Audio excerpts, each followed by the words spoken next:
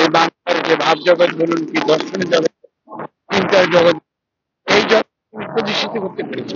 আমাদের অনেকটাই প্রভাবিত করেছেন।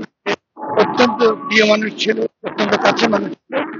তার সাথে গানের প্রতি যেমন ছিল, একই সঙ্গে তিনি আপনাদের সকলের কিন্তু ভালোবাসা।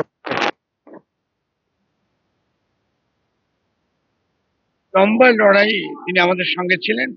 আজ এই সরকার আপনার ফকির লালন শাহকে জাতীয়ভাবে পালন করবার ঘোষণা দিয়েছে।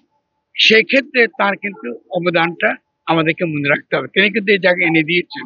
আমরা অনেকে বিভিন্নভাবে স্বভাবতই আমরা সরকারের কাছে আমাদের আবেদন জানিয়েছি এবং সরকারের দিক থেকে যে একটা সিদ্ধান্ত নেওয়া হয়েছে তার জন্য আমরা তাদেরকে অভিনন্দন জানাই। সেই ক্ষেত্রে এই সরকারেরও মনে রাখা দরকার যে সেক্ষেত্রে এই ফরিদা পারভীন একটা গুরুত্বপূর্ণ ভূমিকা রেখে তিনি কিন্তু এই ভিত্তিটা তৈরি করে দিয়েছেন। ২ নম্বর যে প্রশ্নটা আমি করতে চাই সেটা এই, আমাদের বাংলাদেশে এখনো অনেকগুলো ভুল ধারণা আছে ফকির লালনের সম্পর্কে। বিশেষত আমাদের যারা ধর্মপ্রাণ মানুষ তারা অনেকগুলো ধারণা বিভিন্নভাবে তারা পেয়ে গেছেন। এই ধারণা পাওয়ার একটা বড় কারণ হচ্ছে যে ভারতীয় সিনেমা, ভারতীয় বিভিন্ন উপন্যাস যেভাবে ফকির লালনকে হাজির করেছে, তারপরে মনে হয় যে পুরো কুষ্টিয়াতে খালি গাঁজা হয় আর খারাপ কাজ হয়।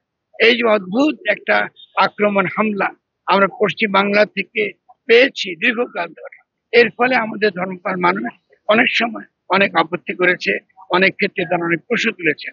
সেক্ষেত্রে তাদের প্রতি আমরা একটা বিশেষ বিনীত অনুরোধ হবে যে মূলত ফরিদা পারভীনের মধ্য দিয়ে যে ফকির লালনকে আমরা চিনি, এখানে কোনো নেশাদ্রব্যের কোনো স্থান নেই। এটা একান্তই একটা সাধনার ক্ষেত্র, এটা একান্তই একটা ইবাদতের ক্ষেত্র এবং গানের মধ্য দিয়ে করে আল্লাহর নিকটবর্তী।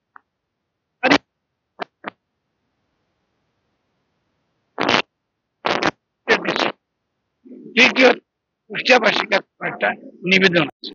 কুষ্টিয়া মূলত পুরো উপমহাদেশে সাংস্কৃতিক নগরী হবার সমস্ত যোগ্যতা কুষ্টিয়াতে আছে এবং কুষ্টিয়ার মানুষ যদি ফরিদা পারভীনকে যদি সত্যিকার অর্থে স্বীকৃতি দিতে চায় তাহলে তাদের উচিত হবে আজকে যে সরকার যেভাবে জাতীয়ভাবে এটাকে উদযাপন করছে এটাকে সফল করে তোলা এবং ওই যে ফকির লালন সাহেবের যে ধামটা আছে এটাকে সত্যিকার অর্থে একটা পবিত্র, একটা সুন্দর, অত্যন্ত সুন্দর একটা পরিবেশ, একটা ভাবের পরিবেশ, একটা সঙ্গীতের পরিবেশ, একটা ইবাদতের পরিবেশ আমরা যেন এখানে গড়ে তুলতে পারি।